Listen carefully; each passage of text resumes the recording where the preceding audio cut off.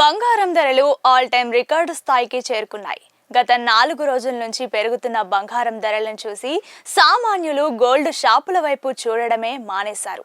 ఇక మనం బంగారం కొనగలమా అని ఆందోళన చెందుతున్నారు.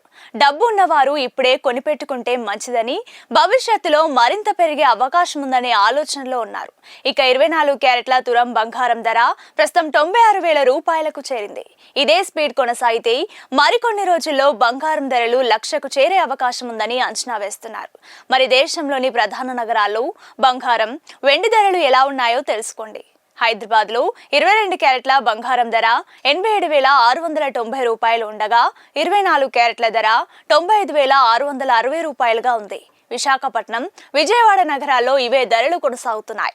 ఢిల్లీలో 10 గ్రాముల 22 క్యారెట్ల పసిడి ధర 87,840 రూపాయలు ఉండగా 24 క్యారెట్ల ధర 95,810 రూపాయలుగా ఉంది.